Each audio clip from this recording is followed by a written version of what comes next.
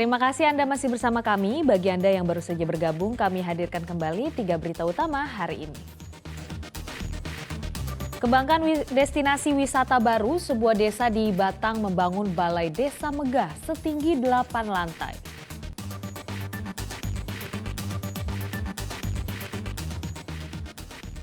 Ribuan jamur muncul di area ladang dan permukiman warga di Kabupaten Banyumas.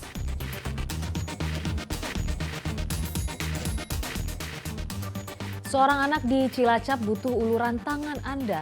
Ia lumpuh sejak lahir namun tak bisa berobat karena orang tuanya tidak mampu.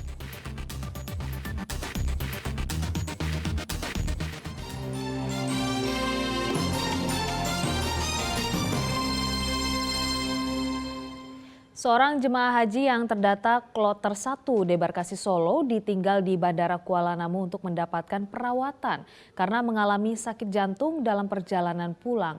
Ia ditemani sang istri untuk mendapat perawatan intensif di rumah sakit. Sementara untuk jemaah haji Debarkasi Solo lainnya telah mendarat pada Rabu pagi.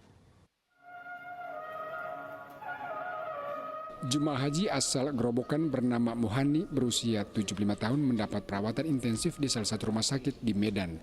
Jemaah terdata sebagai jemaah haji yang menuju Bandara Udara Tempat Pemulangan Jemaah Haji atau Embarkasi Solo Kloter 1. Ia mengalami sakit jantung. Sebelumnya ia sempat mendarat di Bandara Kuala Namu. Ia merasa tidak kuat meneruskan perjalanan hingga Boyolali. Sementara untuk jemaah haji lainnya asal Kloter 1 Embarkasi Solo telah mendarat di Bandara Adi Sumarno Boyolali pada Rabu pagi.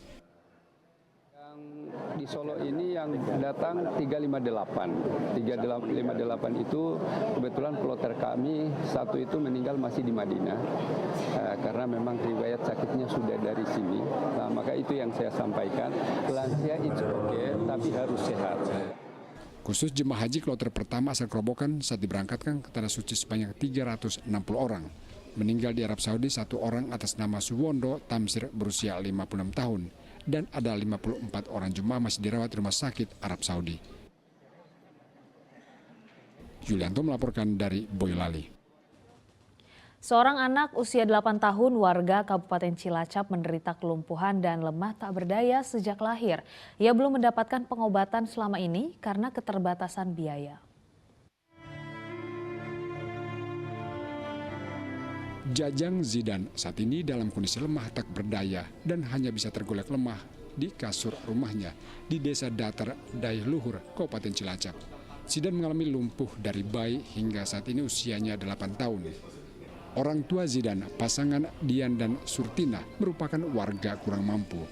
Sang ibu Surtina pun harus terus menemaninya dan merawat Zidan hingga selama 8 tahun. Sang ibu Surtina pun harus terus menemaninya dan merawat Zidan. Selama 8 tahun, ia terpaksa mengurangi aktivitasnya keluar rumah. Di usia yang ke-8, Zidan belum juga bisa bicara serta kaki dan badannya lemas. Hingga saat ini pun penyakit yang diderita Zidan belum diketahui secara pasti. Sebab keluarga belum memeriksakan kondisi kesehatan anaknya ke rumah sakit.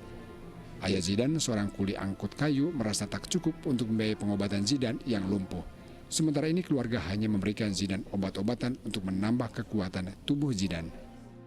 Jadi nggak bisa dititip-titipin sama orang, jadi penjagaannya harus khusus. Terus untuk ini pembiayaannya kan pengobatannya kan harus rutin. Jadi setiap bulannya harus ngambil obat karena dia kan nggak bisa lepas dari obat. Terus untuk sementara ini belum ada lah yang namanya bantuan-bantuan dari pihak terkait.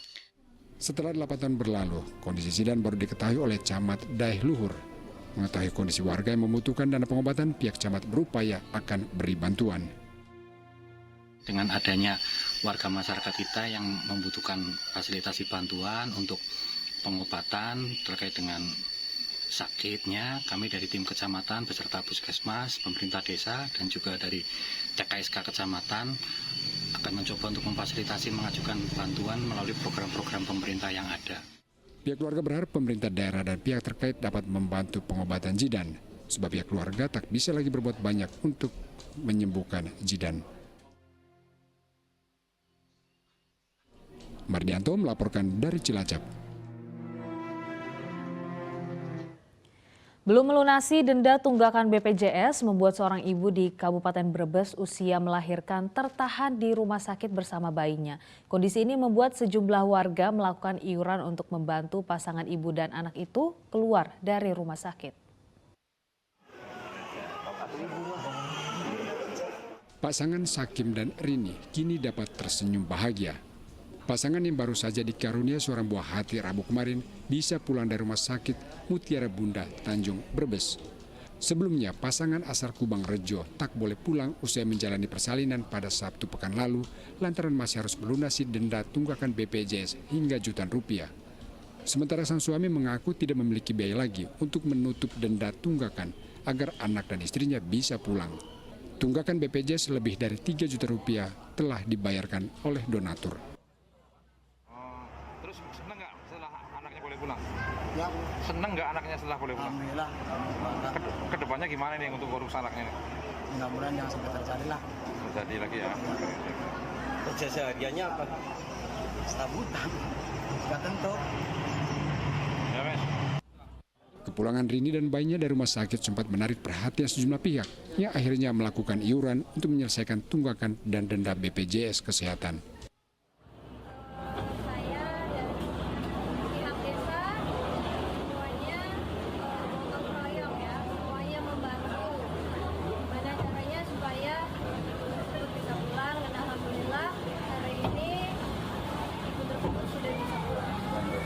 Artinya denda itu sudah dilunasi ya? Alhamdulillah, denda BPJS sudah dilunasi.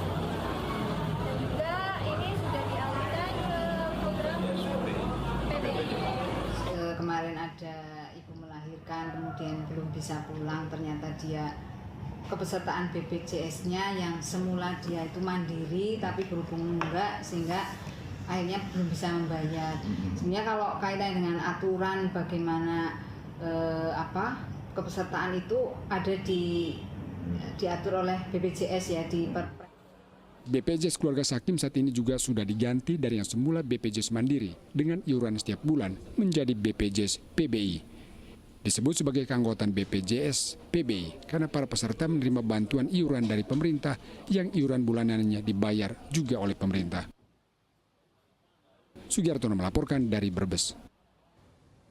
Berawal dari kesukaan terhadap kucing, warga Kota Semarang membangun usaha peranakan kucing ras British Shorthair. Tak disangka dalam sebulan ia bisa mengantongi ratusan juta rupiah.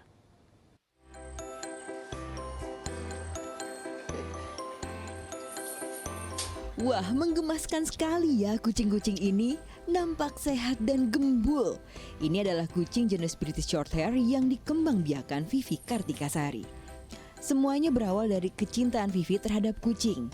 Awalnya warga Kota Semarang ini hanya memiliki 2 ekor kucing. Namun ia melihat ada peluang besar dalam bisnis peranakan kucing. Akhirnya Vivi memutuskan untuk berhenti sebagai karyawan dan fokus mengembangkan usaha peranakan kucing ras.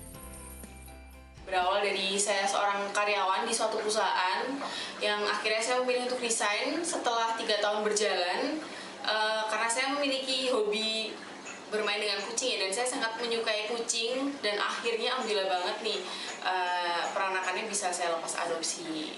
Awalnya saya hanya mengadopsi 1 jantan dan 2 betina. Nah, setelah waktu berjalan alhamdulillah saya bisa melepas anak-anakannya. Akhirnya saya mengimpor lagi kucing dari negara Cina, Jerman, Rusia dengan keturunan darah dari Australia juga Amerika.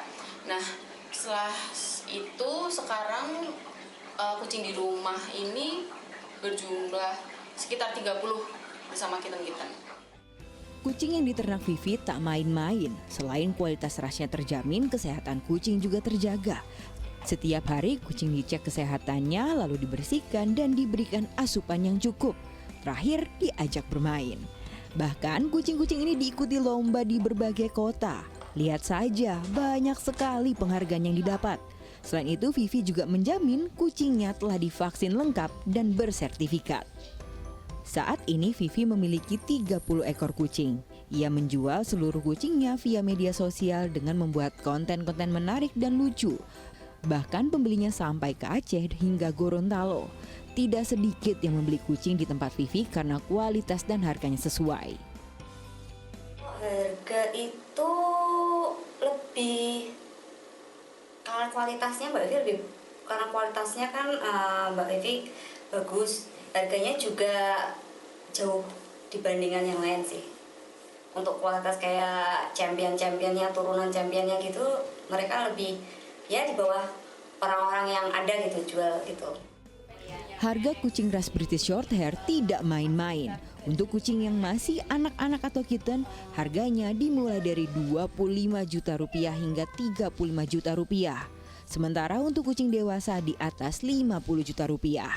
Dalam sebulan, Vivi mampu menjual 10 ekor kucing. Ali Muftagirin melaporkan dari Kota Semarang. Seorang pria di Pati mengemis untuk bersenang-senang di tempat hiburan malam. Meski sering terjaring razia Satpol PP, Aris tak kunjung kapok. Mengutip lirik lagu karya Didi Kempot, "Zamane Zaman Edan", seorang pria di Pati mengemis demi memeluk biduan. Ya, inilah Aris, pengemis yang dirazia di rambu lalu lintas Puri pada Selasa lalu. Perbuatan Arif terungkap setelah videonya viral karena kontradiktif antara Aris mengemis dan tengah memeluk biduan. Di kantor Satpol PP Pati, pria berusia 40 tahun ini mengaku bisa mendapatkan uang Rp150.000 per hari dari hasil mengemis. Ia mengaku banyak hutang makanya mengemis, namun kenyataannya uang itu dipakai bersenang-senang di tempat hiburan malam. Ya sering, untuk harian, bayar utang lah, sering. Biasanya dapat berapa mas? Sehari biasanya dapat? Ya kadang nak rame gitu, 150, nak sepi gitu 100. Berapa jam? Satu hari. Satu hari, dari pagi sampai sore gitu? Gimana jenengan kapok nggak mas ini? Ya gimana ya, kapok lah tapi faktor ekonomi aku kok. Emang ada utang? Satpol PP Pati sudah sering merazia warga Trangkil ini, tetapi ia masih saja bandel. Dikatakan bahwa tidak boleh meminta-minta di lampu traffic light ya, juga di jalan. Jadi kemudian kita mengadakan penertiban. Kebetulan kemarin di sosmed sudah muncul adanya yang boleh dikatakan pengemis meminta-minta di traffic light, dan selanjutnya dia melakukan di tempat hiburan malam. Aris pun diberi hukuman fisik seperti push up. Aris juga membuat surat pernyataan tidak akan mengemis lagi dan akan mencari pekerjaan lain. Arif Nur melaporkan dari Pati. Informasi tadi mengakhiri jumpa kita hari ini. Atas nama rekan yang bertugas, saya Priscilia Claudia mengucapkan terima kasih atas kebersamaan Anda. Selamat beraktivitas dan sampai jumpa.